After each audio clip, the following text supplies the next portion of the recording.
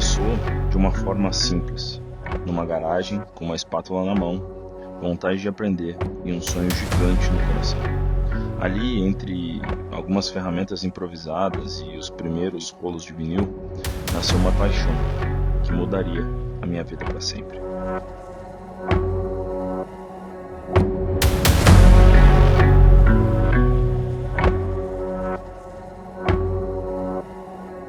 Eu me apaixonei pelo envelopamento não só pela transformação estética, mas pelo processo. Cada detalhe, cada vinco bem feito, cada acabamento perfeito, tudo isso me conquistou. Foram anos de dedicação, noites viradas, erros, muitos erros. Acertos também, muitos acertos. E uma certeza no peito. Eu nasci para viver isso.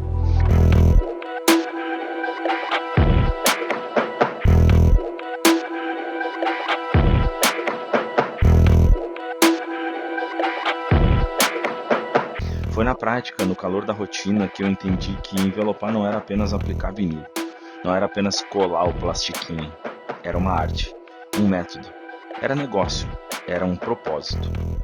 Ao longo dessa caminhada, o envelopamento me levou muito além da garagem.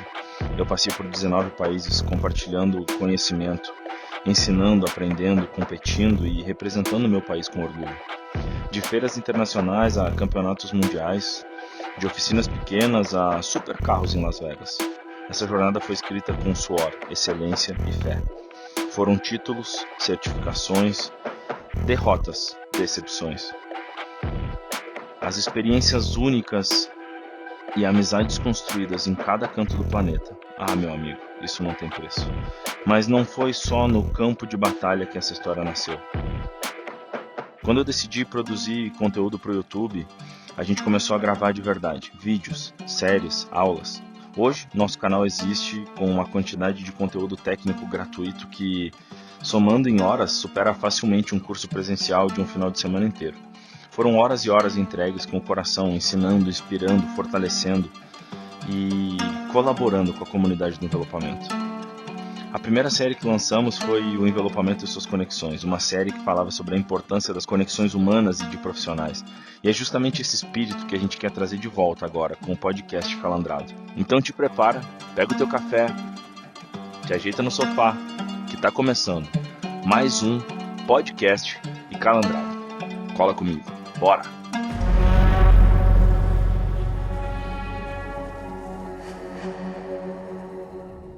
Salve galera, sejam bem-vindos a mais um podcast Calandrado, mais uma edição da casa mais famosa de Las Vegas, onde a gente está reunido aqui com vários envelopadores, empresários, influencers, videomaker. Tem sido uma semana mega intensa e hoje meu convidado é um cara muito especial, um irmão, né? A Bíblia fala que existem amigos que são mais chegados que irmãos. E eu tenho o privilégio de dividir com vocês hoje um papo sensacional sobre envelopamento, sobre família, sobre princípios, sobre negócio. Cara, muita coisa a gente vai conversar aqui. Esse cara aqui foi o primeiro campeão do Cambé, um cara muito especial, um dos primeiros brasileiros a desbravar os campeonatos fora do Brasil, um cara que eu tenho uma admiração gigante e o prazer de receber dentro da minha casa, de fazer parte da minha família. Com vocês, Eduardo Chardozin. Irmão, muito boa noite. Seja bem-vindo. Muito obrigado pela honra, né, de fazer parte de tantas coisas boas aí da tua história, fazer parte da tua lista de amigos, né? Acho que a gente tem um lugar muito especial aí, né? A gente forjou uma relação muito bacana, né? E acho que as palavras muito sábias, né? Tem amigos que estão mais próximos que irmãos. Eu te tenho hoje como irmão mesmo, né? Por tudo que a gente já caminhou junto, já conversou, já teve afinidade e tudo mais. Então, muito obrigado. Obrigado pelo convite. Parabéns, né? Parabéns pela iniciativa de um projeto tão bacana, né? Que é um podcast que fala, sim, de envelopamento e tudo que tu vai trazer aqui pro pessoal. Desconheço algo parecido, né? A gente vê muitos podcasts que falam da indústria num geral, mas acho que a tua proposta é completamente diferente. E sucesso, né? Sucesso. Obrigado, que isso irmão. a gente vai colher muitos frutos lá na frente e com certeza tu vai levar muita transformação. Ah, mano, que da hora. Alegria, né? Te receber aqui, ouvir as tuas palavras. Como tu bem disse, tu conhece bem a minha trajetória, né? Muito Desde bem. quando a gente começou a se ver lá em Exato. 2014 no Cambé, teu primeiro ano como jurado, meu Exatamente. primeiro ano como competidor. E de lá a gente vinha com um relacionamento profissional até que a gente estritou para um relacionamento de amizade e se transformou num relacionamento de irmandade. Uma honra para mim te receber aqui e compartilhar com a galera esse projeto. Acho que de verdade, tá? Sem hipocrisia, eu já recebi pelo menos umas 5 mensagens, tá? Em off de pessoas dizendo, cara, eu quero assistir um podcast com o Eduardo Chardozin. Olha só. Então, cara, acho que vai ser um papo muito legal. Vai sim. A gente vai desenrolar aqui muita coisa que a gente já viveu juntos, né? Eu quero falar sobre Madrid, quero falar sobre Munique, quero falar sobre Berlim. Ixi, vamos ter que ter uns 2 podcasts. Pelo menos essas 3 aí a gente vai ter que falar. Vamos sim, tá? vamos sim. Mas eu queria, cara, começar também tirando uma dúvida minha, ainda em algumas coisas, e mais completo de quem está nos assistindo. Então, lá no podcast que a gente gravou sobre a série aqui em Las Vegas, Sim. né? Tu comentou um pouco que tu começou lá em 94? 97. 4 é o Rafa Munhoz, né? Isso.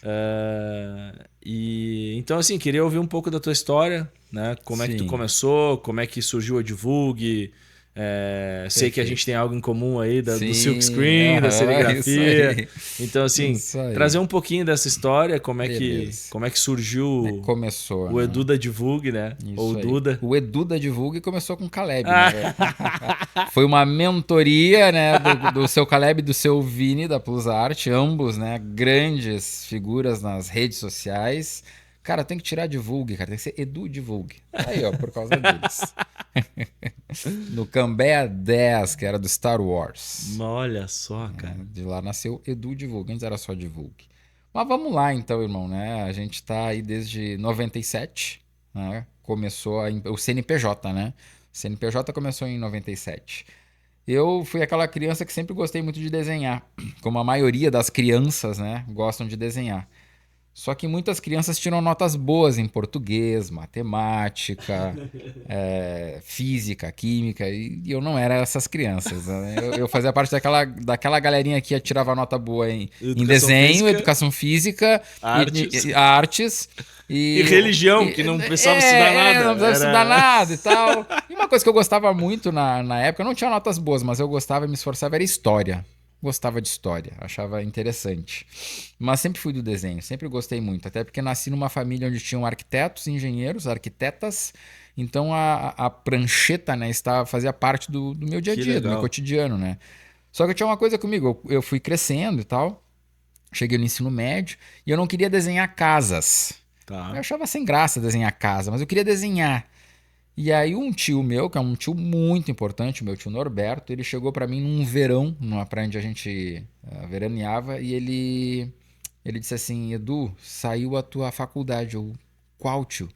Design gráfico. Eu digo, como assim? Porque eu tava me organizando para fazer vestibular de publicidade, para pegar aquela parte mais de propaganda e tal, claro, logotipos, aquela coisa toda.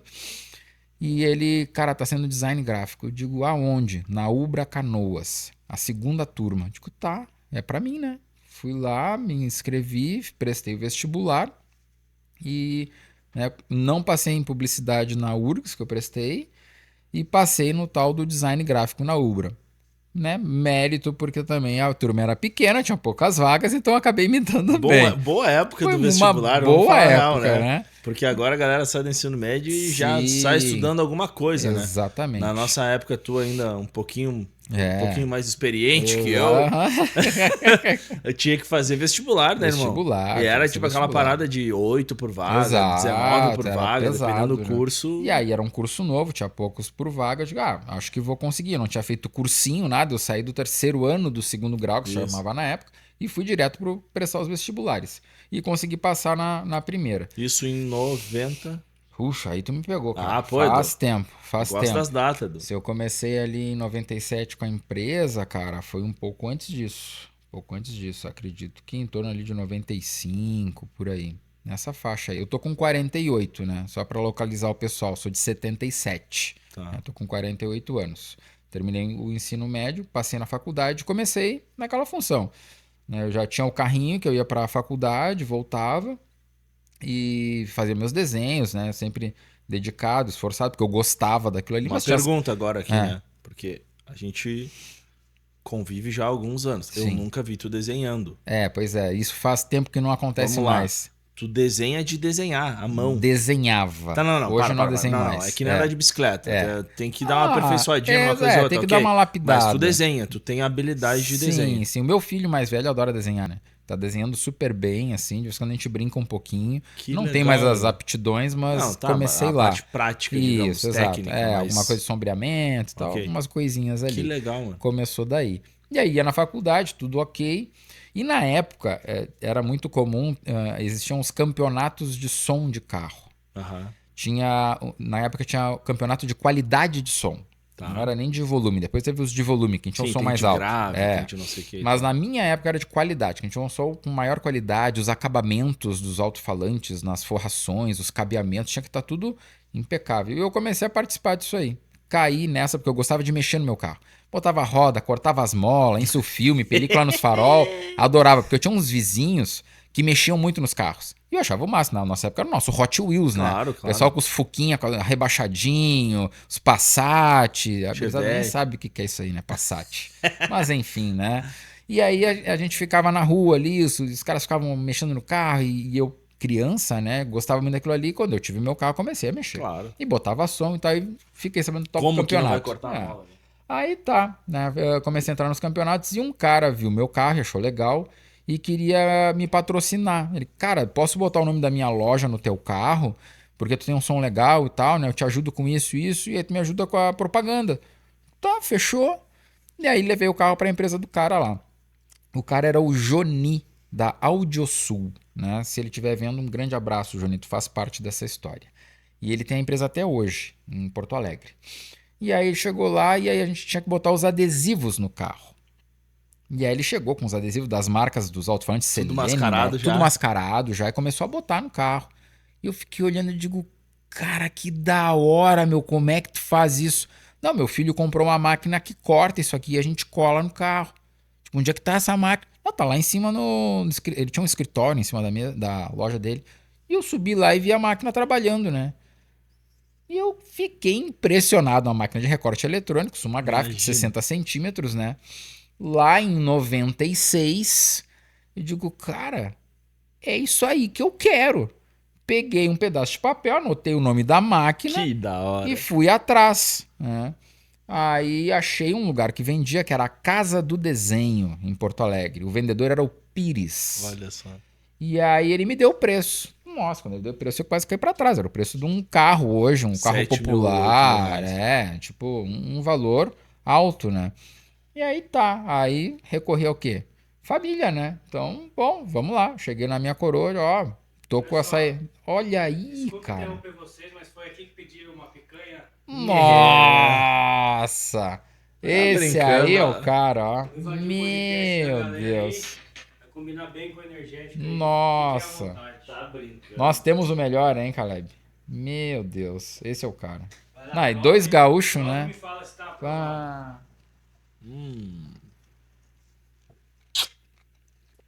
impecável. Parabéns. E aí, ok, né? Peguei lá o valor, me apavorei. Digo, não tem condições. E aí cheguei na minha coroa, né? Estudando aquele início de vida, né? E eu tinha um trabalho nessa época já. Eu trabalhava numa lavanderia de roupas. Ó. Eu entregava e buscava as roupas. Buscava as roupas sujas, deixava lá na lavanderia, pegava as limpas e entregava de novo. Na Aquaçu era o nome da empresa. Olha só. Aí fiquei ali uns 3 meses nessa e brilhou essa ideia aí. E aí minha mãe prontamente, não, vamos lá, vamos tentar tirar um financiamento, né? Que na época o nome era leasing, Tentar tirar um leasing para ver se a gente consegue para comprar a máquina. E aí tu assumir a prestação. Não, fechou. É comigo, né? E eu tinha um sócio na época que, não, vamos entrar junto, que era um colega de faculdade, amigo, enfim. Vamos nessa. Tá, saiu a autorização lá para minha mãe. Fomos lá, pagamos a máquina chegou e começamos a trabalhar, né? E nisso, éramos eu, o Rodrigo, né, que é um conhecido já no ramo, né, Rodrigo da Orange, de Porto Alegre, uma grande empresa, uma empresa super consolidada. E também estava com nós o Igor Grilo, da Nu Auto Customs, que é um amigo que eu tenho assim, um carinho imenso por ele. Trabalha até hoje, uma empresa também incrível em Canoas. E éramos nós três. Né? O Igor era o nosso ajudante e eu e o Rodrigo éramos o cabeça, né? Os cabeças. Cara, que legal. E aí aquilo ali durou, tipo assim, uns 2 meses. E a gente não tava conseguindo se encaixar, não tava dando certo e tal. E aí uma vez, indo pra faculdade, eu falei pro Rodrigo, olha só, pá, não tá legal por causa disso, daquilo, o que tu acha? Pra mim também não tá legal e tal. Então assim, cara, eu prefiro perder o sócio do que perder o amigo. Ele, pá, fechou, tô com o mesmo pensamento. Mas tu vai ganhar um concorrente. Eu digo, não vou ganhar concorrente, eu vou ganhar um parceiro de negócio. Pá, fechou. E aí ele fez uma sociedade com um primo dele lá, compraram um equipamento, e a gente se dá bem até hoje. Né? Inclusive, depois de muitos anos, a gente trabalhou junto. Vocês chegaram a ter uma fusão de novo, né? Outra vez. A gente fez uma fusão e entrou a pandemia. Ah. E aí, né, não conseguimos vencer aquilo ali. E aí, né, continuamos também, tudo certo, né? Trocamos o WhatsApp até hoje, tudo ok. Mas o bacana é isso, tipo assim, a gente teve a clareza de cada um seguir no seu estilo. Sim, sim. Né? As suas visões, valores, princípios, cada um seguiu a sua caminhada. E aí, eu comecei. Aí chamei meu primo, Thiago Tavares. Hoje tá na Alemanha, tatuador. O cara desenhava pra caramba, artista, criativo, né? Um cara que eu tinha como irmão na época. Hoje a vida nos deixou cada um num lado, mas a gente tem um carinho muito especial um pelo outro. E aí começamos nós dois ali, trabalhamos 1 ano na casa onde eu morava, com a minha mãe ainda, né? Num escritóriozinho de 2x2. E na primeira semana a gente já fechou negócio, na segunda veio mais negócio, já conseguimos dinheiro para pagar a prestação e a coisa foi indo, foi indo. Em 1 ano eu tive que sair dali porque eu não dava mais espaço. Olha não só. tinha mais. Aí liguei pro meu avô, que tinha uma casa para alugar, né, onde ele residia, né, eram 2 pisos. Eu vou, o negócio é o seguinte, né, tô com a empresinha assim e tal, consegue alugar aí para mim? Claro, né, vem aí, né, só vim. E aí fomos para lá. E estamos nesse endereço há 27 anos. Olha só. No mesmo endereço, com o mesmo número telefônico, com o mesmo CNPJ. Né? Então, isso para mim, depois de tantas crises, altos, baixos, muita gente passou por lá, né? Colaboradores, vendedores, instaladores, muita gente do ramo e do mercado passou por lá. E nisso a gente foi aprendendo muita coisa. Né? Eu me formei em design gráfico, né? Hoje eu tenho, né, o curso superior em design, e na época eu desenhava muito, né? Eu vivia aquilo ali. Então tinha o CorelDRAW e eu fazia os logotipos, os projetos dos carros, né? Levava para faculdade, trocava ideia com os professores, eles me ajudavam, já trazia para a loja, para um cliente. Isso aconteceu direto, então isso me deu uma base muito boa. E com o passar dos anos, a gente estava ali no adesivo, recorte eletrônico, e começaram a entrar algumas impressoras digitais. Eram caríssimas e só tinha tinta base d'água. Então era um negócio meio não, né? Completamente novo. Mas o mais interessante naquela época, quando eu comecei ali em 97, é que eu já tinha que fazer uns projetinhos de carro, né? E o que acontecia? Como é que se fazia na época? Isso eu pegava que eu quero saber. uma câmera analógica, comprava um filme de 12 poses, ia na empresa do cliente de carro, tirava as fotos do carro lá do cara, pegava o cartão de visita dele, passava no shopping, revelava as fotos, ia pro escritório, pra loja, escaneava as fotos, jogava para dentro do computador, escaneava o cartão de visita do cara, fazia o logotipo dele, vetorizava, fazia o projeto, ligava para ele, perguntava se ele tinha um horário para me receber, imprimia o projeto, uma impressora jato de tinta, ia até o cliente, sentávamos, debatíamos sobre o projeto, riscávamos. Ah, não, essa faixa eu quero mais para cima, quero o telefone aqui, rabiscava tudo com lapiseira, voltava para a empresa. alterava lá no Corel 13, eu acho que era 4, Corel 4, coisa assim. Windows 95, né? Ou depois teve o XP, Pá, coisa XP filé. veio... revolucionou o mercado. E aí fazia aquilo ali, imprimia de novo e ia no cliente. E de vez em quando, quando não conseguia fechar, ia o cliente ia até a empresa, nós fazíamos ali e imprimia. Então, quer dizer, tinha todo sabe, um custo-tempo. Hoje, com o WhatsApp, do jeito que a coisa tá, é surreal. É capaz de tu receber ali o WhatsApp, larga ali num chat GPT ou em qualquer outra inteligência artificial, já faz um projeto com 3, 4 referências que o cara te mandou, tá ali o projeto do cara. Então, eu que participei de toda essa evolução digital, pra mim, quando eu vejo hoje o pessoal reclamando de algumas coisas, pra mim não faz sentido nenhum. Tipo, aquela coisa, é gente que vive chorando de barriga cheia. É, Né? literalmente. Então, hoje eu vivo assim uma questão que a tecnologia nos traz os recursos, é irreal. É uma coisa assim que, cara, dá gosto de trabalhar. Então a gente passou muito trabalho com isso. Na época dos recortes eletrônicos ali, a gente também teve um boom na época de serigrafia. Então a gente trabalhou muito com adesivos de serigrafia, tinha que gravar tela, fazer. Ai, que Cara, saudade. nossa, depois eu fiquei sabendo que tu também trabalhou com serigrafia e era surreal, né, cara? A gente fazia as artezinhas, aí imprimia numa laser, né? Que era tipo um negativo, né? Das fotos Em antigas que se poliéster? relava. Tu imprimia em Ou- poliéster ou... em poliéster também. E aí nós pegávamos a tela, né, que se comprava lá os formatos, passava uma base fotossensível, botava aquele negativo, botava numa mesa de luz, deixava curar, botava água para lavar tudo, Uma tirava pergunta, tudo aquilo Edu, ali. na época de serigrafia, porque a gente imprimia, na época eu lembro de imprimir ou papel vegetal ou poliéster. Poliéster ficava top, Sim. mas veio depois Veio um pouquinho. veio depois. Era vegetal. Mas tu chegou a pegar e imprimir na folha normal e botar óleo em cima pra deixar transparente? Não, essa eu não peguei. Eu peguei uma época que a Saturno tinha inventado um filme de recorte eletrônico para fazer gravação de tela. Era um filme muito fininho que tu depilava ele ali e aí aplicava para fazer a gravação. Ficava uma gravação muito legal. Sim. Muito Pô, legal. imagina o corte da... Exato, assim. o corte, a linha, né?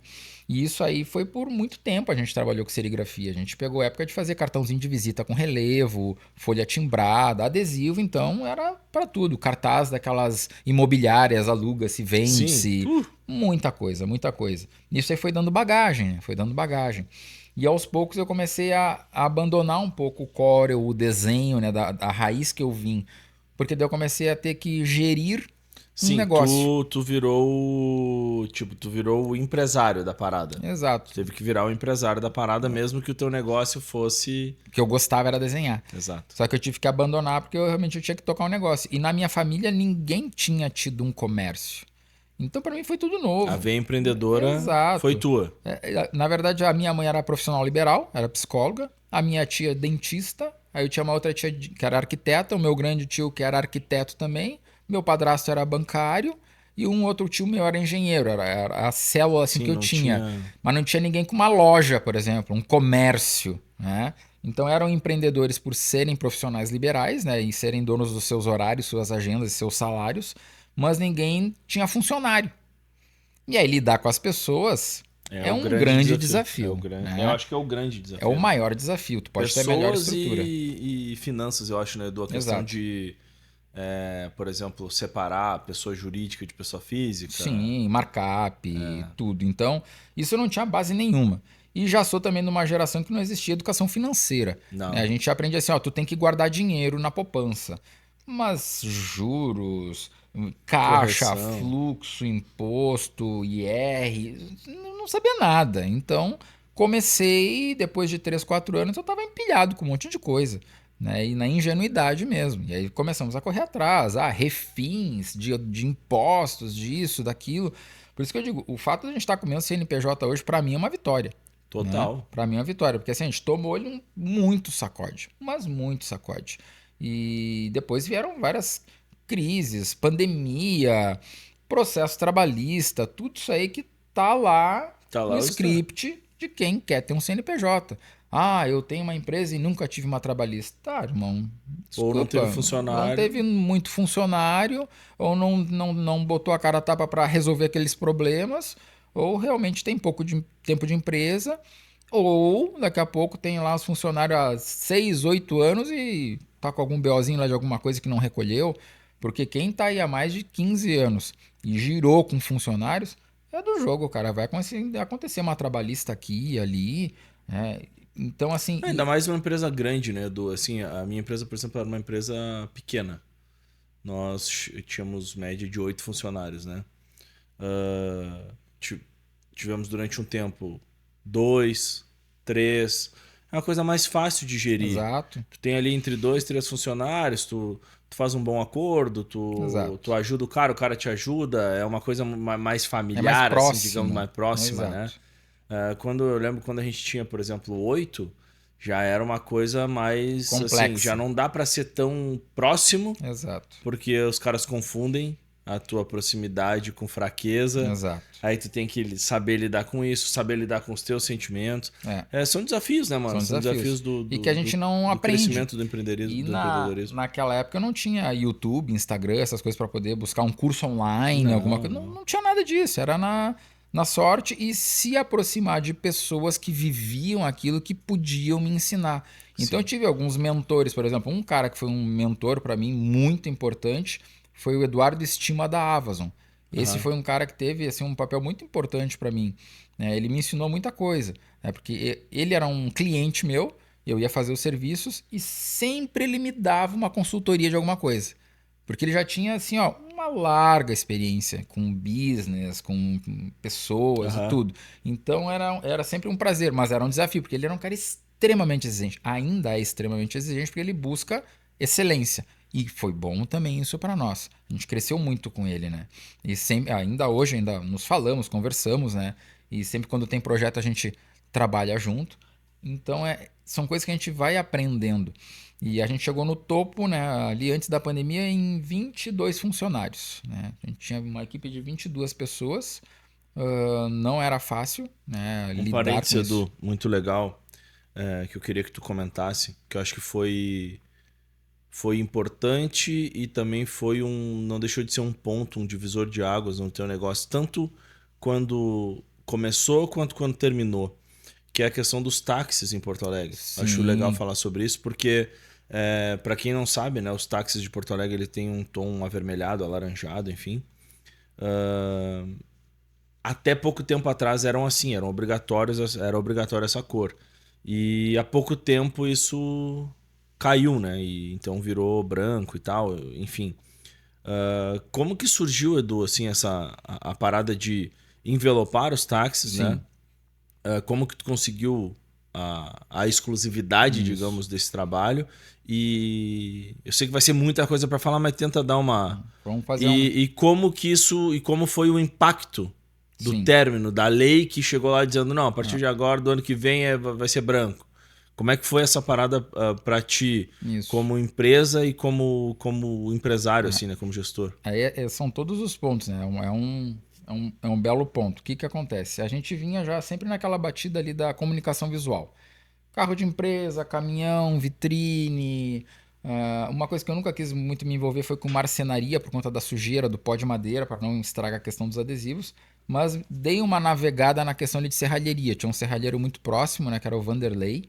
E eu tinha um serviço ali de plaquinha, coisa, eu passava para ele, me dava o preço, eu botava uma margem em cima e a gente fazia isso. Eu imprimia a lona e ele fazia a estrutura e assumia o resto lá. Só que a serigrafia eu já tinha largado de mão, né? Porque entrou muita gente, a margem começou a encolher demais. Eu digo, ó, isso aqui não tá mais dando dinheiro, a gente só tá girando aqui, tá se estressando, não dá mais, né? E aí abandonei a serigrafia, peguei tudo aquilo lá e vendi tudo.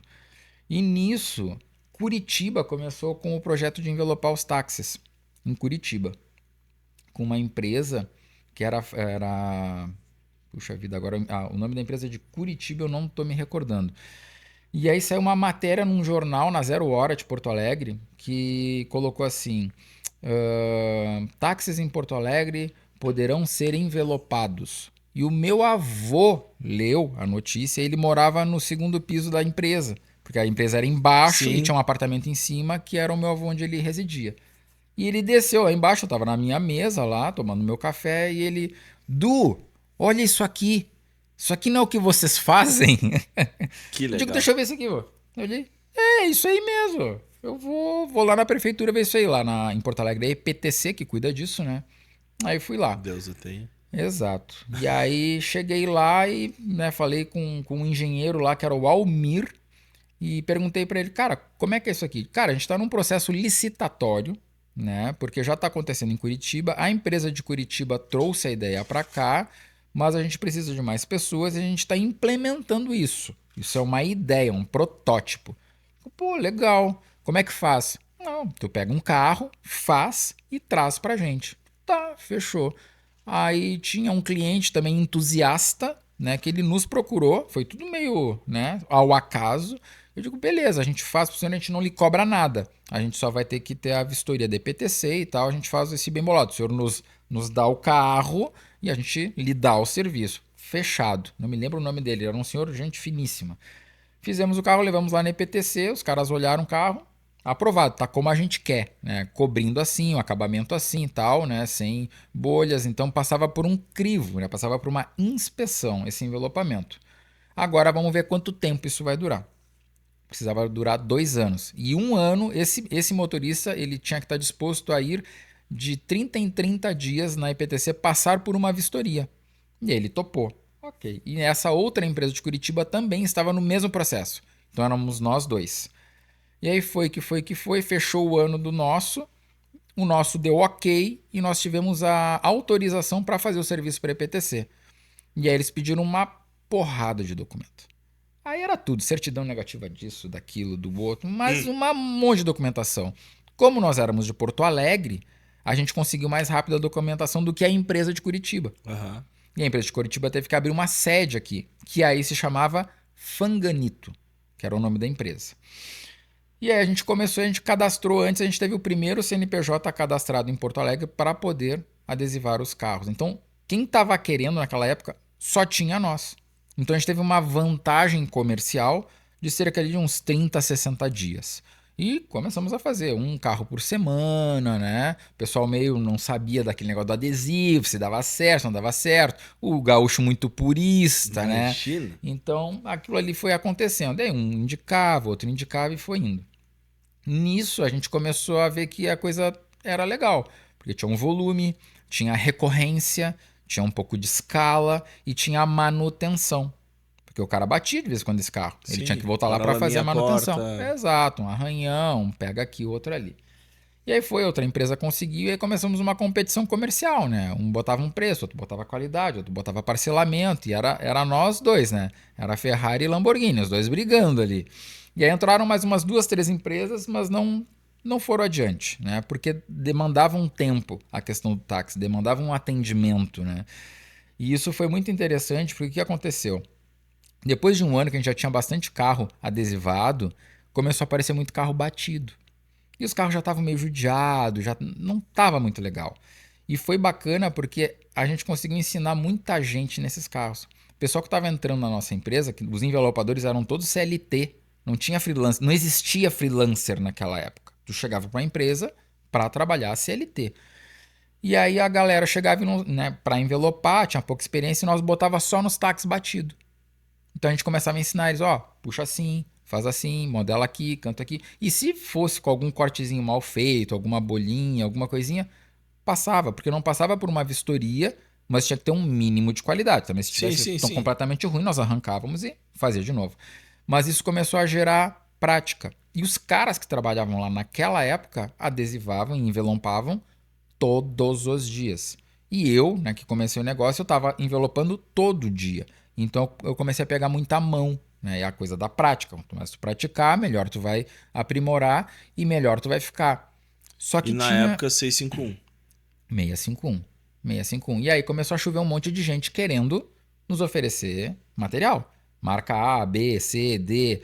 Digo, olha, cara, tem que homologar. Se não passar por um ano do crivo dos caras lá, não adianta, não homologa. O 651 tá homologado lá dentro. Se tu quiser pegar um carro, a gente fazer e tu botar lá para homologar, beleza. Mas aí ninguém queria, né? Passar o trabalho. Tudo bem. Só que o bacana disso aí, o que foi? Isso, a gente começou a trabalhar nos táxis, era em 2018, menos 10, 2008. 2008, 2007, por aí a gente começou a fazer os táxis. E não tinha curso na época.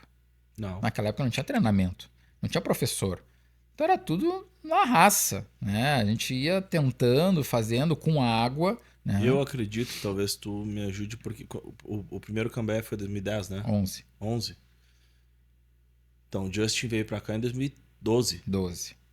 Então, quer dizer, até 2012, na verdade, não tinha instrutor. Não tinha. A gente tinha Porque- um que outro curso, assim, Tinha o curso da Preto Fosco, Isso, da que era uma Preto Fosco. franquia forte. Exato. Que, na verdade, depois de um tempo a gente foi conhecer um pouco da história, eram hoje os nossos amigos, né? O Thiago, o isso. John, essa galera que, na verdade, Estavam dividindo o conhecimento que tinham, que conquistaram que a tinham, ferro e fogo. que tinham feito ali um treinamentinho da 3M, Aham. uma coisa e tal, e tinham a prática de trabalhar todo dia com Exato. material. Exato. Então eles estavam dividindo O dia a dia.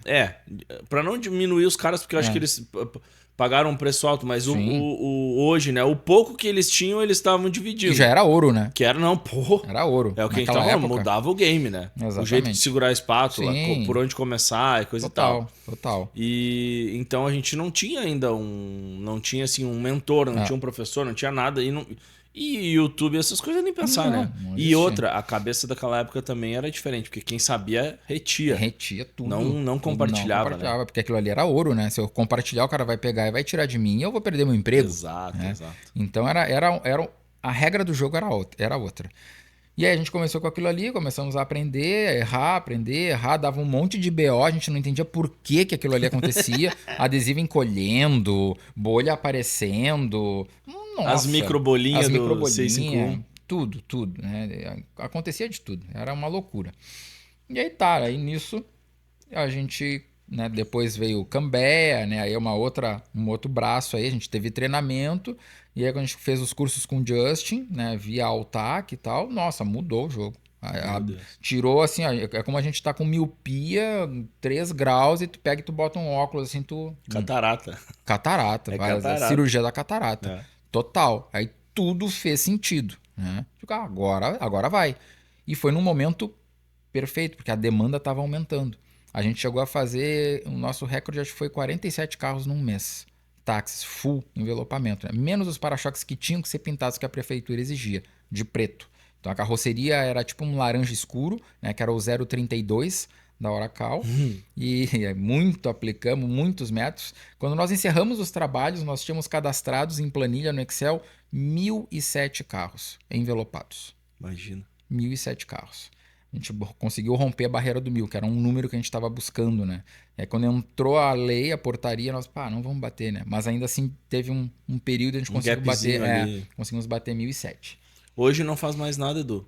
Não, o que Nem acontece? manutenção. O táxi era o laranjinha, que a gente chamava, né? Todos os taxistas adoravam. Inclusive era uma segurança para eles para entrar nas comunidades e tudo mais. O táxi sempre foi muito respeitado, né? E também questão de furto, porque era um carro laranja, era difícil do cara roubar aquele carro e despachar, enfim, né? Rodar. E aí o que aconteceu? Em 2018, né? Entrou a nova lei, porque a crise também estava grande, tinham recém entrado os Ubers. O Uber entrou, começou a mastigar uma fatia, aquela coisa toda. e aí deu todo aquele estresse do Uber. E aí entrou essa portaria que um grupo de taxistas solicitou para não ter o envelopamento, para que houvesse uma economia na hora de colocar o carro na praça, como se chama, né? Uhum. Então era só as faixinhas e o carro já vinha branco. Então para eles tinha uma economia.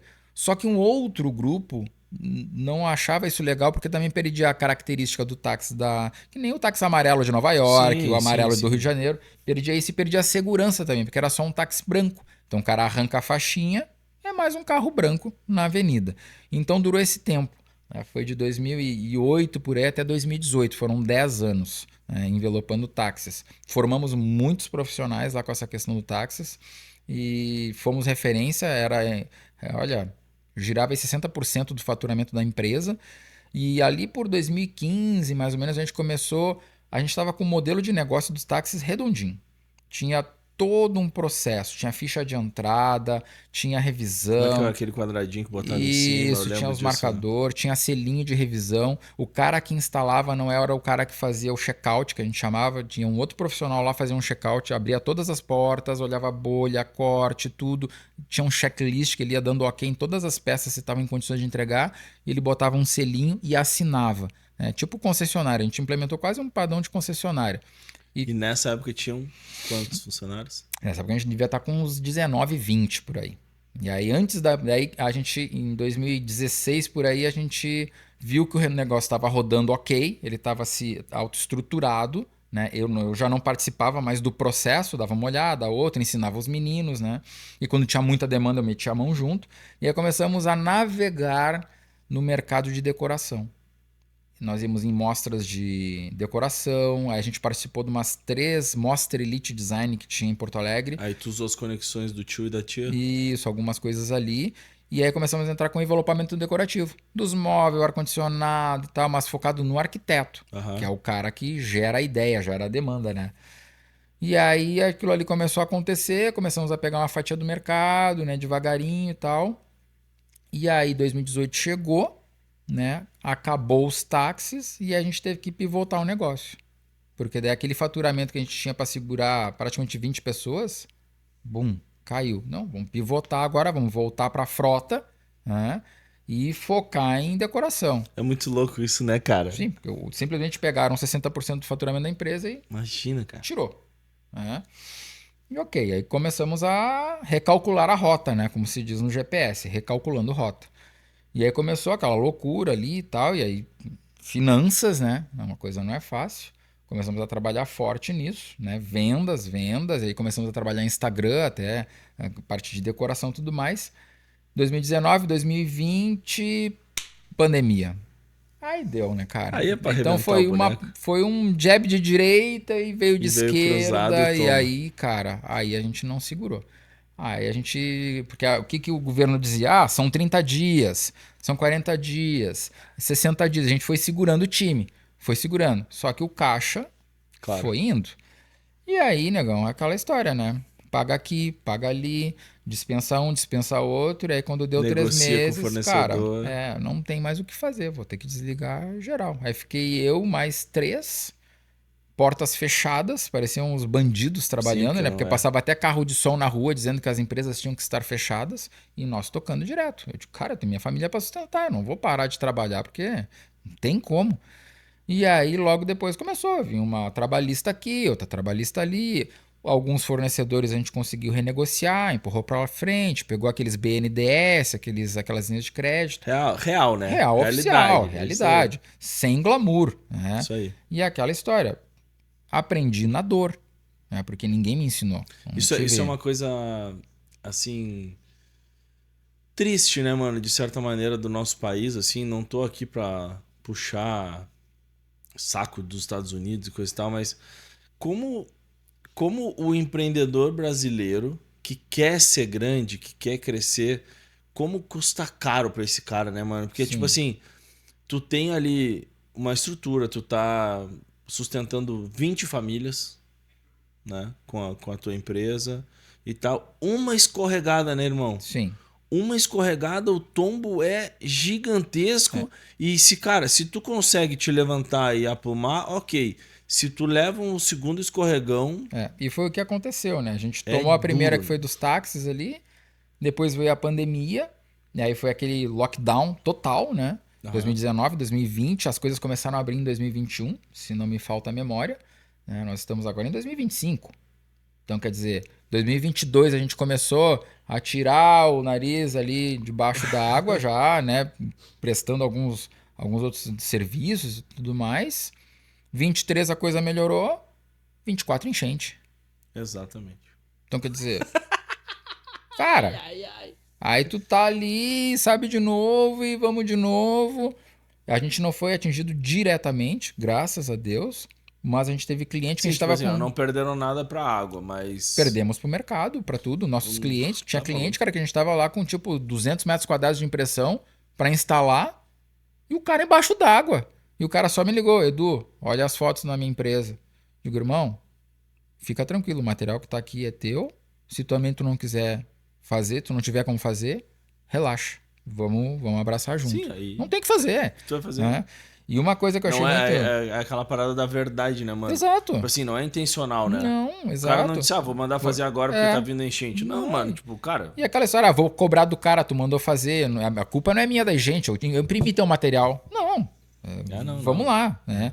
E uma coisa muito interessante que aconteceu, tanto na pandemia como na enchente, né, que aí vem aquela coisa assim do trabalho sério, da verdade, do histórico, né? Cara, a gente teve ali 2 linhas de crédito pesadas, assim, que a gente pegou com 2 instituições financeiras, bancos grandes. E a gente não conseguiu dar conta. Não conseguimos dar conta, tivemos CNPJ com restrição. E, cara, a gente ligava para os fornecedores que a gente trabalhava, tipo, há 15 anos. E os caras, tchê, tá liberado, relaxa. Digo, tá, mas olha só, fulano, né, o nome do comprador, da empresa A, B, C, D, E. Não foi uma, várias empresas. Cara, eu tô nessa situação assim, assim, assim, a gente tá com essa restrição. Cara, Eduardo, eu trabalho contigo há 10 anos. Eu sei por que tu tá com essa restrição. Então, assim, ó, relaxa. Bora. Para quantas vezes tu quer? Quer uma entrada para 60 dias, eu te faço a entrada para 60. Relaxa. Vamos passar por cima disso aí junto. Aquilo ali para mim, né, cara? Então é o plantio. Né? Então, se é uma outra empresa, se é um outro cara, e a gente sabe que aconteceu, o cara fecha, o cara quebra. O cara quebra. Porque daí, assim, hoje a gente sabe que crédito é muito, muito, muito importante. Exato. Se tu não tem o crédito limpo, né, digamos assim, né, tem algum tipo de restrição, e tu tem o crédito Pessoal que tu construiu. Exato. Eu tenho um amigo aqui de Las Vegas, inclusive, que ele me contou fez uma analogia que eu achei muito legal, né? Ele falou que relacionamento, e não importa qual, relacionamento é sobre depósitos e retiradas. Isso aí. Cada vez que tu faz alguma coisa boa, tu tá depositando um dinheirinho naquela conta. E quando tu faz uma cagada, o teu saque ele é tipo 5 vezes maior do que a coisa boa que tu depositou. Então, assim, não quer dizer que a gente não vá cometer erros e deslizes Exato. um com o outro, com relacionamentos de marido e mulher, com relacionamentos de business, isso vai acontecer. Mas é importante saber que funciona tipo real para dólar. Exato. É 5 para 1. Então, assim, tu tem que depositar muita coisa boa para quando tu cometer um deslize, Tem crédito. ser sacado bastante, mas mesmo assim Exato. não afetar no teu... Porque tem coisa que a gente não tem controle. Exato. Não adianta. Então, essa parte assim de construir relacionamentos e pontes muito fortes, isso faz toda a diferença. Né? Para tudo. Né? Na família, nos negócios. Então, isso é importante. Então, que nem, poxa, grande amigo meu lá, o Vini e o Rafa da Plusart. A gente é amigo há anos, né? E agora mesmo, há pouco tempo, a gente deu um treinamento de PPF lá na Divulgue. E eu falei para eles, cara, a realidade é essa, essa, essa. Vamos fazer? Vamos. Então, vamos lá, vamos embora. Né? E são parceiros, amigos, assim. Então, essa transparência, conversar, botar na mesa, vamos fazer assim, vamos fazer assado, ó, cuida disso, cuida daquilo. Ó, já tô vendo aéreo aqui, já tô vendo hotel, vamos assim, vamos para lá. Cara, é transparência. Né? E daqui a pouco o Vini precisa de alguma coisa, Edu, precisa disso aqui, para já. E deles é recíproco. É sobre isso, né? Eu acho que tudo se constrói, né, mano? Assim, é o que a gente tava falando, a gente conversou juntos aqui no podcast, junto com o Erci. A gente vive muita coisa, e tu usou o termo até do quem vê close não vê corre, né? A gente vive muita coisa, aparece muita coisa de ter chegado num lugar alto.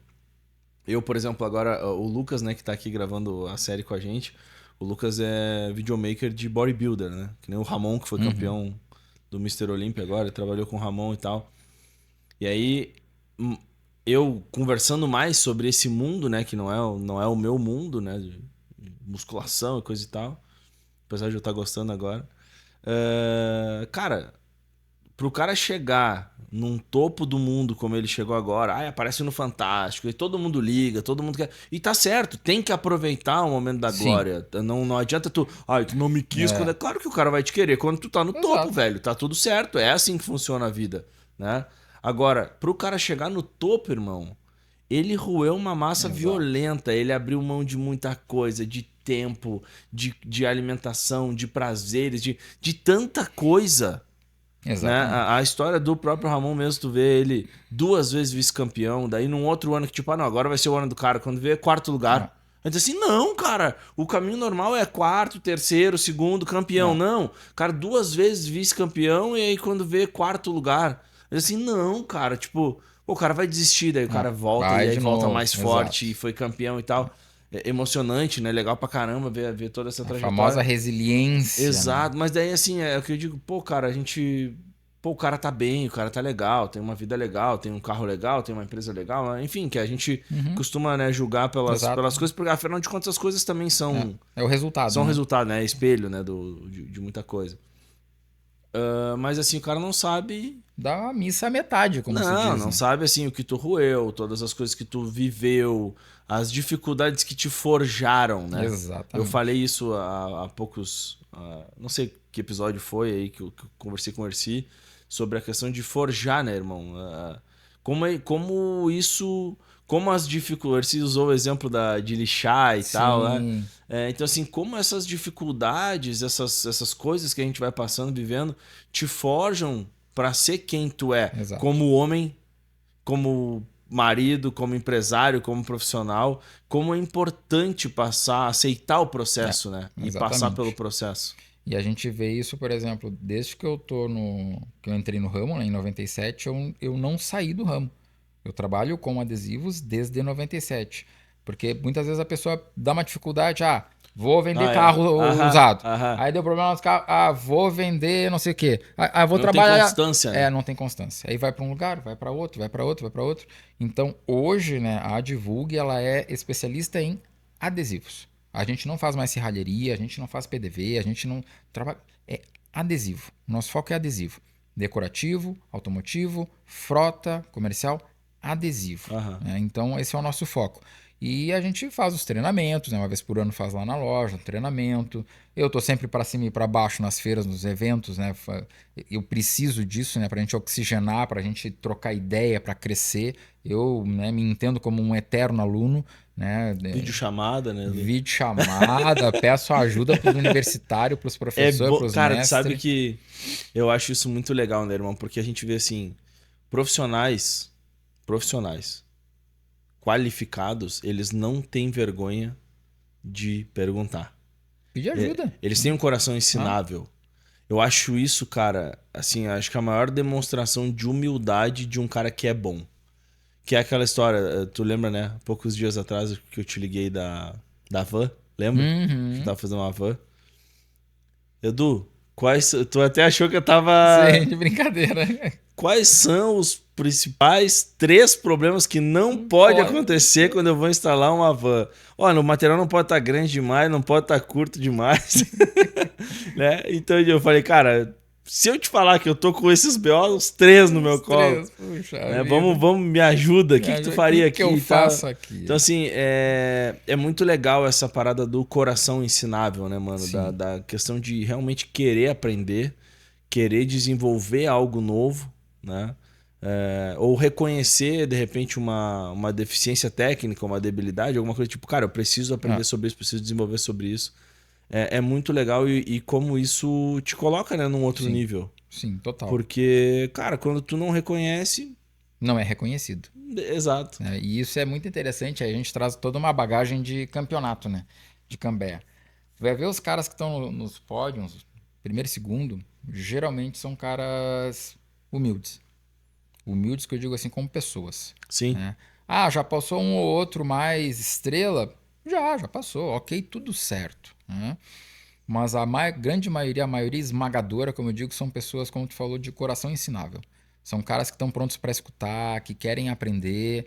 Porque aquele cara muito estrela, é interessante, ele compete uma ou 2 vezes. Cíclico. Ele é um cara, ciclo. Ele aparece lá uma vez e some. Embora, Porque ele achou que ia chegar lá e ia vencer. Nos caras, tudo. Ou ele tenta 1, 2, já larga fora. Ele quer o holofote. Não conseguiu o pódio, ele já nem aparece mais. E é muito interessante isso. E os caras mais humildes, os caras que chegam quietinho, que tem... os caras que estão nas cabeças. Falar-se em Cambé, não tem como eu não falar sobre isso, tá? Porque, assim, eu já tive nos 2 lados, tu também. Né? Eu mais recente do que tu nos 2 lados. E tu também te coloca num outro lado como competidor nas competições internacionais que a gente participa. Aí eu vou lançar uma pergunta que eu tenho certeza que se o nosso podcast fosse ao vivo, a galera ia estar mandando agora no chat. O que vocês veem e eu me incluo nisso, mas aqui é pra ti. Sim. O que vocês veem dentro da arena quando a gente chega pertinho do carro com a planilha, com a lanterninha, com aquela maldita caneta, que a galera não enxerga do lado de fora da arena?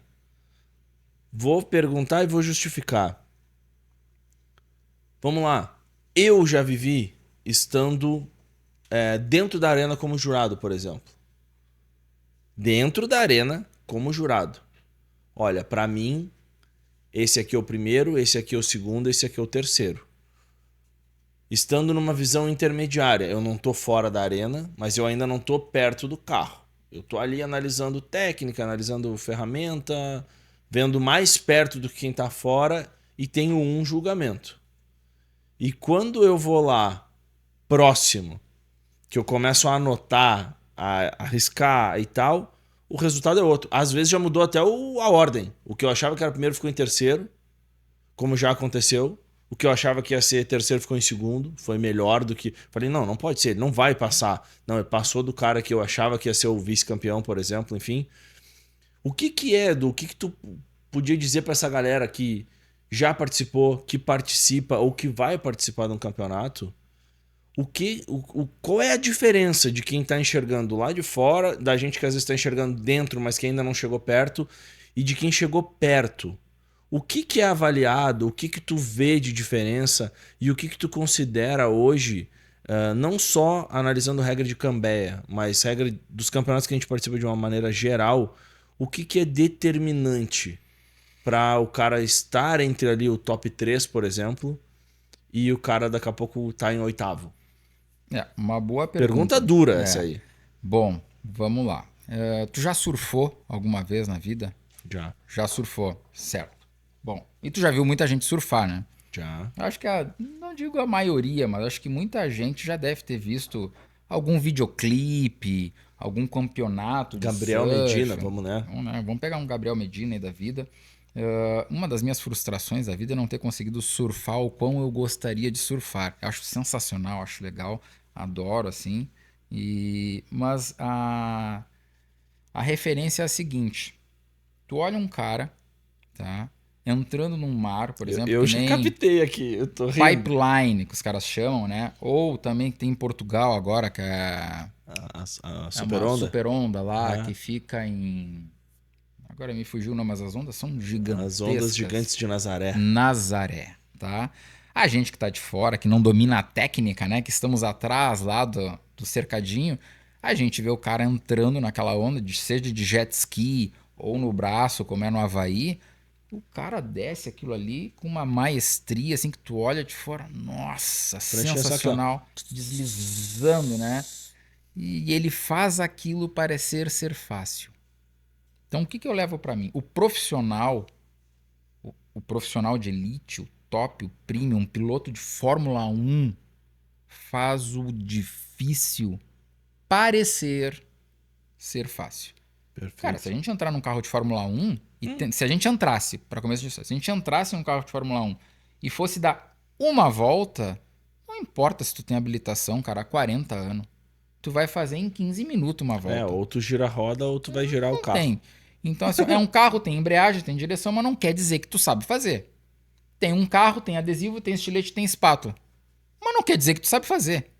Não com a maestria de um profissional de elite, de alta performance. Perfeito. Então, o que eu vejo depois de mais de 15 edições de campeonato como juiz e mais de umas 14 competindo, né, seja Brasil ou exterior? Isso me impactou muito na minha primeira vez na Alemanha. Já chego lá. Quando eu vejo o cara competindo, eu já busco esses sinais de performance. O que é performance? Que foi uma coisa que tu aprendeu já no teu primeiro campeonato. Por exemplo, uma coisa que é simples. Hábitos. Um campeão, ele tem bons hábitos. Um cara que está crescendo, ele está melhorando os hábitos. Perfeito. Um cara que é novato, ele não tem bons hábitos. Então, quando o cara entrou na arena da competição e deu start, tu já pega algumas separa coisas. os Tu homens já dos começa a meninos. separar. Ó, esse aí não vai. Na metade da prova o cara já deixou lixo no chão, já deixou o soprador ligado embaixo do carro, já deixou lâmina de estilete quebrada no chão, os ímãs ali já estão tudo meio bagunçado, as coisas tudo bagunçada. Aí já deixou um tripé com o celular fazendo uma live ali, daqui a pouco o troço já cai. Tá a esposa dele já dentro da arena, já o pessoal do staff pedindo pra sair. Quer dizer, não existe nenhum respeito com aquele espaço. Claro. Esse cara não vai. Esse cara tá atrás do like, ou ele tá naquele momento de início que ele tá buscando uma alta Sim, tipo, performance ele e tá daqui a pouco tudo ele quer se certo. posicionar, mas ele Exato, mas ele tá aprendendo. E Claro. tudo certo, ele vai ter a caminhada dele. Ele tá começando. Ninguém começa dropando uma onda de Nazaré. Perfeito. Né? São anos de prática. Aí quando o cara entra no mar de Nazaré, toma uma vaca, né? Sai lá, quase se afoga. Foi a primeira vez dele lá, não teve treinamento, não tem estrutura, não tem nada disso. E aí chega o outro cara lá, desliza na onda e tal. Ah, mas eu também dropei a onda. Cara, vamos partir do início que tu não teve um bom preparo, tu quase morreu afogado, a gente teve que mandar um helicóptero lá pra te salvar. Então, cara, tu pode ter tido a coragem de tentar. Que é louvável pra louvável, porém não adianta tu querer comparar com um cara que já tá há anos. Não vamos muito longe. Agora mesmo lá em Porto Alegre, o Mineirinho quebrou o recorde do maior drop de rampa da história. O cara tem 50 anos, eu acho 50 e poucos. O cara tem uma bagagem, tem uma história. Tem muito moleque que tá ali que poderia, na coragem... Aham. Eu também dropo. Chega lá e o cara chega todo quebrado lá embaixo. Ele tem a coragem, mas ele não tem o know-how. Perfeito. Então, no início da bateria do Cambé, ali, quando a gente tá avaliando, eu, né, começo já avaliando por aí. E aí eu já começo a dividir algumas coisas. Como é que o cara corta? Hoje em dia, pouquíssimas pessoas, por exemplo, usam uma linha de corte. Os caras perdem um tempão fazendo certos cortes e ficam horríveis. Ao invés de passar uma linha que é uma ferramenta antiga já. E não se usa. O pessoal bota tudo bonitinho, alinhadinho o painel na lateral do carro e eu fico só esperando ver como é que eles vão registrar aquilo ali. Aí chega o ajudante lá, saca os ímãs, saca o liner e começam a catar a posição do material. Ali eu já quase que dou as costas e já paro de avaliar Sim. N fatores. Porque aquele cara não vai chegar na final, ele não tem alta performance, ele não está cuidando do que realmente tem que fazer. São os pilares, princípios, ele não está fazendo aquilo ali. Então, para mim, já me facilita. Agora, aquele cara que já chega com uma postura, com bons hábitos, que eu já vejo que ele sabe como é que ele registra, como é que ele tá limpando, como é que ele tá segurando a ferramenta, que tá tudo organizado. Pô, tu vê um profissional. Perfeito. Um produto bom tu vê na prateleira. Tu consegue ver diferentes produtos e saber se algo é de qualidade ou não. Uma observação minha, assim, né? Um ponto. A pergunta foi para ti, mas agora me veio, eu preciso lembrar. Não é à toa que eu tenho bons resultados nos últimos 12 anos. Tô 12 anos competindo. Sempre ali brigando, né? Mesmo na Europa, com um nível muito alto. Aqui nos Estados Unidos já campeão, vice-campeão em pouco tempo aqui. No Brasil também e tal. Existe um princípio dentro da competição. Essa postura e esse posicionamento precisa ser mostrado, precisa ser visto. Assim como a gente precisa se posturar bem, né? No Instagram, no posicionar a empresa, o profissional que vai competir ele também precisa se posicionar bem. Exatamente. Né? Então, como tu falou, com os hábitos bons, né? Pô, o cara vai pegar ali a fita crepe, vai proteger as áreas. Ele não precisa passar crepe em todo o carro. Exato. Porque no dia a dia, na loja, eu não passo no carro todo, mas eu passo em áreas onde eu posso danificar, ou onde eu preciso que não tenha aderência para eu poder trabalhar, enfim, são pontos estratégicos. Aí já é um ponto. Exato. A limpeza, né? Eu lembro de sempre que participo, eu mostro que eu tô limpando. Então, muitas vezes, eu já fiz até, tipo assim, vou dar aqui um spoilerzinho pra galera.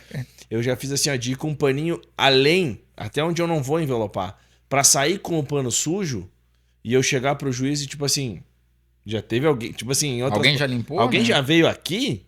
Tipo assim, pô, cara, isso aqui tá sujo, nunca ninguém limpou. Quer dizer, o jurado que tá olhando, ele diz assim, pô, o cara tá limpando, limpando. Tirou sujeira dali. O cara tá limpando. Né? Abrir as portas, mostrar, pô, embaixo, tá? Enfim, são coisas que às vezes a galera não valoriza. E muitas vezes nervosos por serem primeiros ou segundos, não fazem. acho que esse é o grande X, né? E o profissional tem tranquilidade. Eu e converso executa, muito né? com amigos, com alunos que vão participar e tal. Hoje eu não tenho diretamente nenhuma mentoria para isso, mas a gente conversa, troca ideia. Tenho alunos da escola que têm acesso a mim, né, e tal. E eu falo, cara, tu só vai fazer no Cambeia o que tu já faz. Exatamente. Se o teu hábito é não focar na limpeza, tu não vai focar na limpeza. Lixo no chão. Se o teu surreal. hábito é jogar a lâmina no chão, um pedaço de crepe, pedaço de adesivo, tem gente que corta, dá aquela mastigadinha aqui, cospe. Tem Exato. gente que tira a crepe, a massa joga no chão. É o hábito. Pegou o hábito de fazer isso, no Cambeia tu só vai replicar. Porque assim, pra mim, a competição é igual criança. Como assim criança? Criança, ela começa engatinhando. Engatinhando, pá, beleza. Depois ela vai começar a caminhar aqui, segurandinha na beira do sofá. Começa a caminhar. Quando ela começa a correr, ela começa a cair. Até que ela desenvolve e aprende a correr. Então, assim, para tu fazer um trabalho bem feito no curto espaço que tem na competição, tu tem que ser bom. Tu já tem que dominar bem o corte, bem a espatulagem, bem a finalização, bem a limpeza. Tu domina isso tudo. E tem caras bons que eu conheço que são bons, mas eles não conseguem bons resultados na competição. Por quê? Porque eles são bons, mas eles ainda não são rápidos. Então o cara tem que alinhar a velocidade com a qualidade. E às vezes o cara é bom, mas não é rápido. Exato. Eficiência, né? Porque também, só abrindo um parênteses, também tem certificações, né? O cara tem lá uma porta para fazer, o cara leva 3 horas para fazer uma porta. Cara, a porta impecável, mas são 3 horas. No dia a dia isso também já não vai me resolver. E na competição isso destaca muito, porque aqui a gente tem, por exemplo, o Cambeia, a competição tem 2 profissionais. Antigamente o auxiliar não podia pegar o estilete, hoje pode. Só que tu vê muitas vezes o auxiliar tá ali a passeio, né? O cara tá lá suando, fazendo todo um corre, o cara tá ali, segura um negocinho aqui, vai lá. Então, ali também tu já vê que, cara, esses caras não vão muito adiante. Vai ter pontuação, eles vão ficar num ranking lá, 6º, 7º, 5º. Não, agora, tá por exemplo, cabeças, eu participei da Rap Olympics, né? Junto com o Cordeiro. Aliás, um monstro, né? Profissional incrível também. Um outro muito parecido comigo, assim, é um psicopata do vinil. Do vinil. É um cara rápido, é um cara que trabalha bem e é muito competitivo. Só que assim, o Rap Olympic, os tempos assim, ó, sim, são cara, mínimos. são mais justos do que os da Europa. Então assim, por exemplo, uma lateral inteira, 2 portas e paralama em 15 minutos.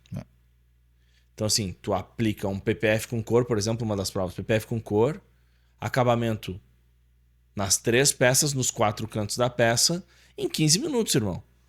Se só um é bom, não tem como levar o time nas costas. Não tem. Porque humanamente, tu vai cometer erro, um erro muito grave, ou tu vai deixar a peça por cortar. Então tem que ser literalmente assim, meio a meio.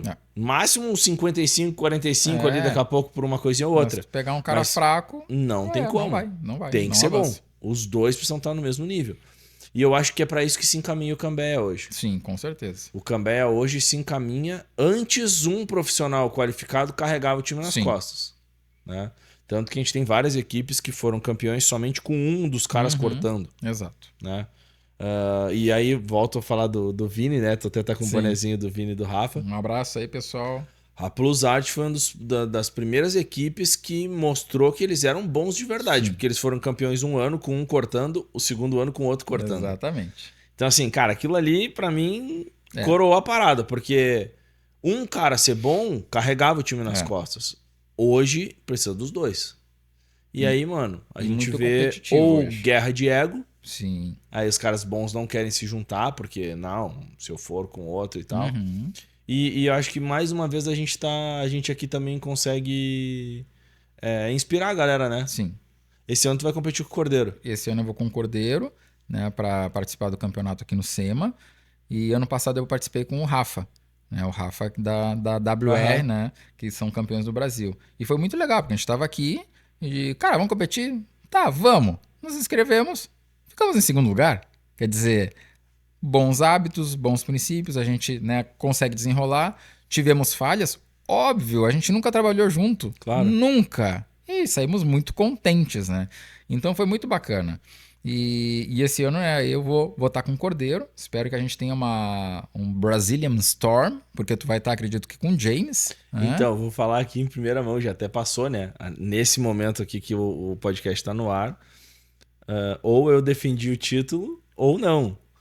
E eu não vou competir com o James esse ano, que era a minha dupla. Sim. Inclusive, eu repassei o Cordeiro, porque eu fechei com o James já um Sim. acordo. Só que o James, na semana passada, teve uma oportunidade para ele trabalhar no SEMA. Opa, boa. E aí ele me ligou, tipo, pediu desculpa e tal. Eu falei, mano, Sim, também é trampo, um sonho, né? Exato, trabalhar no participar e tal, então vai lá. E aí, mano, eu fiquei temporariamente sem dupla, né? Sim. Só naquela, tipo, e aí, o que eu vou fazer? E aí, meu, eu decidi fazer uma parada que, tipo, o coração falou mais alto. Falei, cara, eu vou pegar o meu filho, entre aspas, Boa. né? Já tô, acho que sei quem é.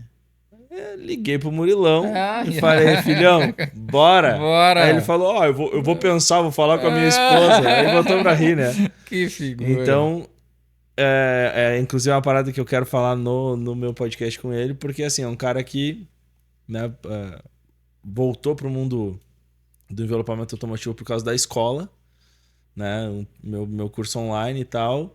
A gente acabou estritando, fez curso presencial comigo, veio para Las Vegas no ano passado, esse ano volta de novo pro SEMA. Que legal. E aí a gente vai competir junto. Isso é muito legal, porque eu tive uma experiência assim interessante, né?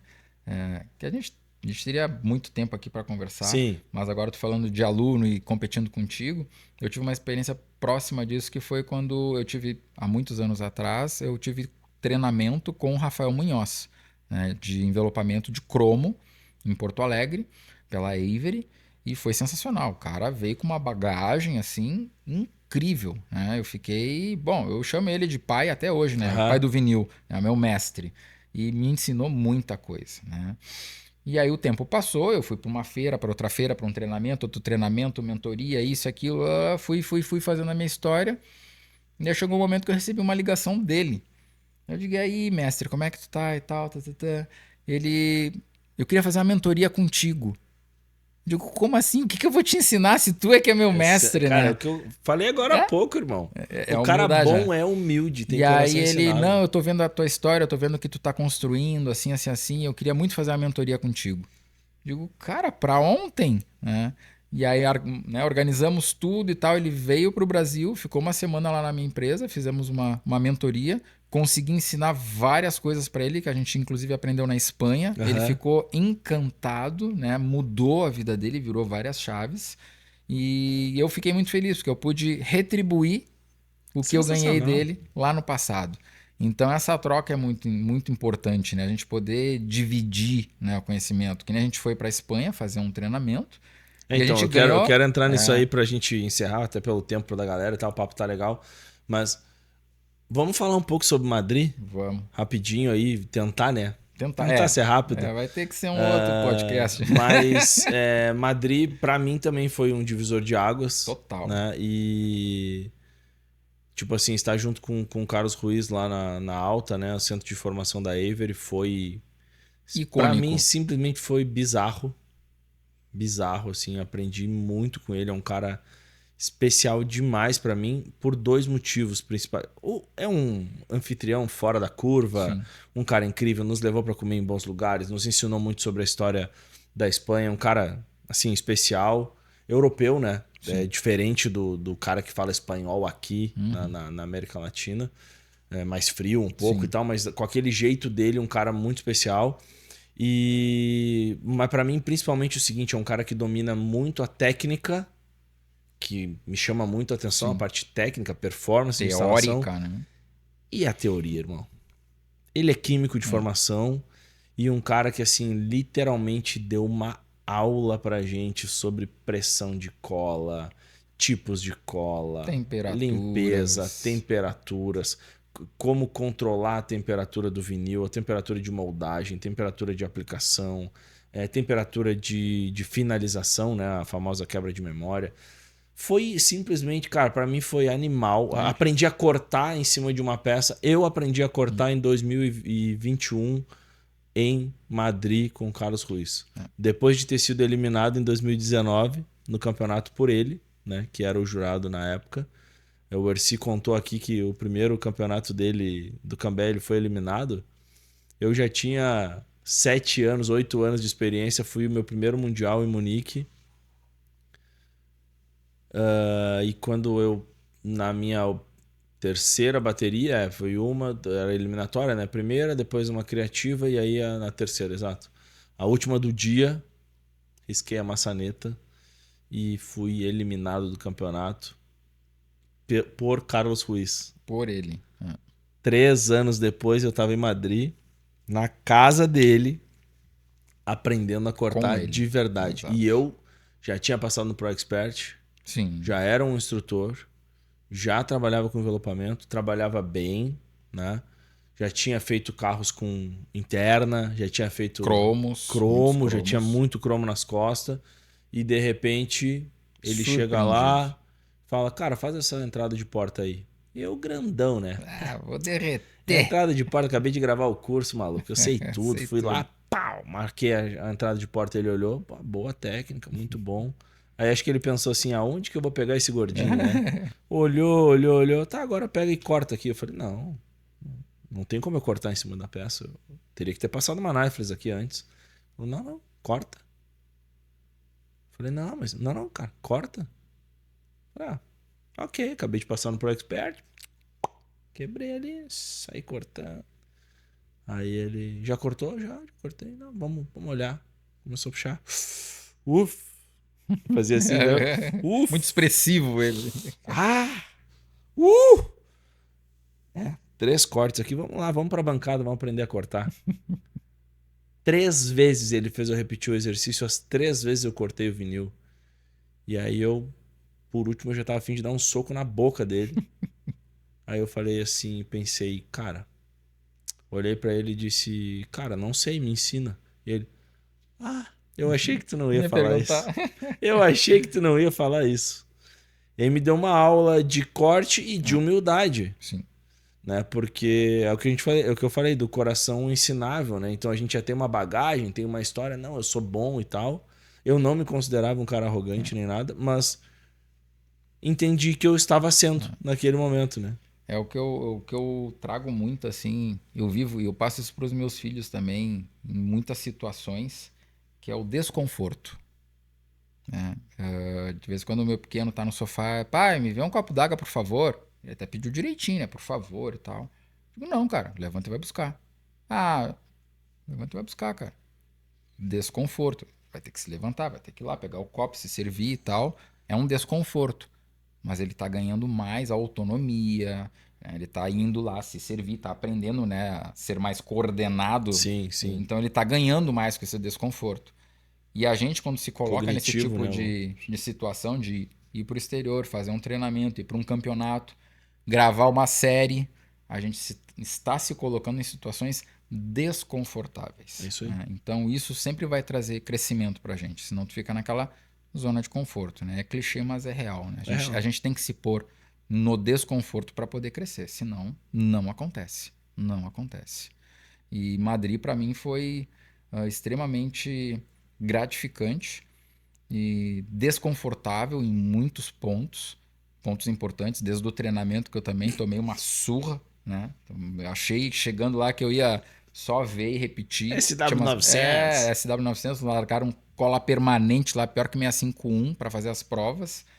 Então aprendemos muito, né? E eu entendo ainda que a gente foi agraciado. Cara. Com certeza. Porque foi a última prova nesse nível da Avery. Porque o cara se aposentou, né? O francês. O francês, que era o supervisor da prova, ele era o cara considerado casca dura, né? Exato. O cara que não arredava, que reprovava, que tal. A nossa prova durou 12 horas, 12 horas. 12 horas de prova. Então, assim, ter recebido um S2 da Avery por ele, do cara. E o cara veio mal. de Paris até lá só para aplicar a prova.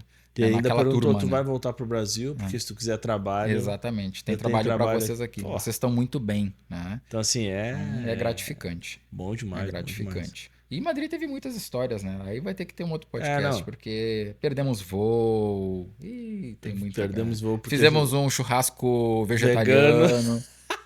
Olha, tem muita história, mas aí fica para uma próxima. É verdade, é verdade. Mas é isso, Edu. Obrigado, mano. Obrigado Eu que pelo papo. agradeço. Obrigado pela disposição, pelas palavras.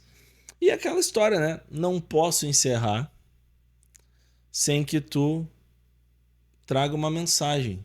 Eu tenho uma frase muito boa agora que eu me lembrei, a gente falando dessa área, né? E eu sempre falo isso pros caras que ganham o Cambea. Muitos deles eu cheguei no ouvido naquela comemoração e sempre falo isso pros caras. E é o que eu levo pra mim, né? Na minha vida, que tu conhece um pouco, indo pra um lado pro outro. Muitas vezes a viagem não é esse glamour que as pessoas veem no Instagram, né? Mas eu tenho uma frase que eu carrego comigo, que é: aos campeões, o desconforto. É isso. Ó. Só de lembrar do dia. Eu ouvi essa frase aí, Edu. Aos campeões, o Eu desconforto. Eu ouvi. Que assim a gente cresce. E é isso aí, galera. Não tem muito o que falar. Agradecer a audiência de vocês, o carinho. Um papo gostoso demais. Eu sempre deixo pro fim. Deveria fazer isso durante, mas, cara, não deixa de te inscrever. Te inscreve aí, clica, ativa o sininho, deixa uma mensagem aqui pra gente. O que tu achou desse papo? O que te tocou? O que foi da hora? E continua aí, cola comigo, vamos pra cima. Semana que vem tem mais podcast e calandrado. Eu te espero. Valeu. Tchau.